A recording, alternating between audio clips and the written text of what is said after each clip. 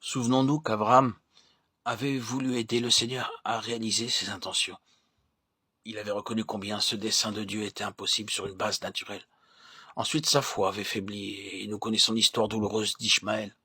Abraham, voulant aider Dieu et essayant de réaliser les buts divins selon les lignes naturelles, Ishmaël paraît.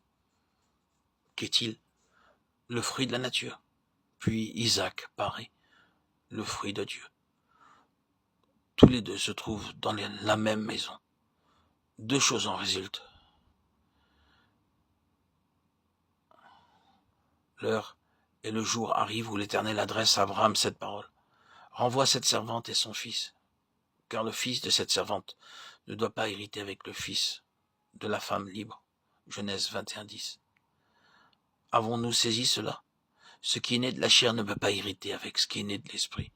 Ce qui est né de l'esprit a un héritage divin, dans lequel ne peut pas entrer la chair.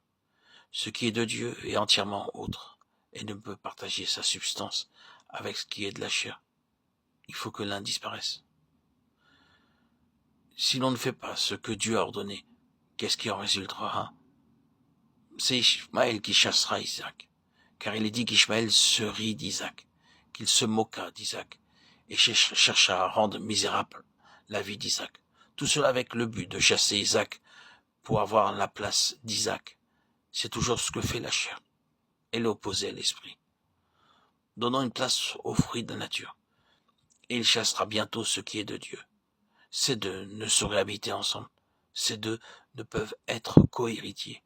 Il est tout à fait vrai que cette vie naturelle se rit toujours de ce qui est spirituel, parce que ce qui est spirituel est si entièrement autre. Passons encore au Seigneur Jésus. Il y avait des choses nombreuses que le Seigneur Jésus ne pouvait pas faire. Je veux dire, en raison de sa relation avec Dieu et de sa dépendance de Dieu. Il ne pouvait pas. Il le dit lui-même. Le Fils ne peut rien faire de lui-même. Jean 5:19. Les paroles que je vous dis, ce n'est pas de moi-même que je les prononce. Jean 14:10. Le Seigneur devait recevoir toutes choses du Père. Tout ce que le Père fait, le Fils aussi le fait pareillement. Jean 5:19. Mais il ne faisait rien d'autre que cela. Il devait donc s'attendre au Père avant de pouvoir dire une parole. Il devait s'attendre au Père avant de pouvoir se rendre dans un certain lieu. Vous montez à cette fête pour moi, je ne monte pas à cette fête. Jean 7:8.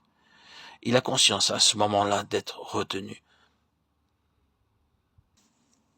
Il n'a pas encore le témoignage qui le libère et le pousse à monter à cette fête. Et cependant, il est dit ensuite, lorsque ses frères furent montés à la fête, il y monta lui aussi, non pas publiquement, mais comme en secret. Jean 7:10.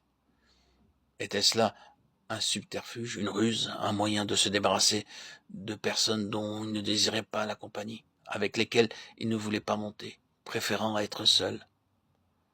Nous ne pouvons pas dire cela. Il nous faut trouver une explication plus sainte que celle-là. L'explication, c'est que le Père ne lui avait pas encore donné la certitude de sa volonté. Et il devait en conclure que ce n'était pas la volonté du Père qu'il monte à Jérusalem, du moins pour le moment.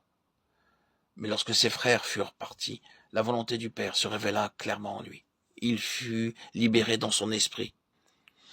L'esprit du Fils reçoit le témoignage que tout était bien. Il vit clairement qu'il devait monter à Jérusalem. Et il partit.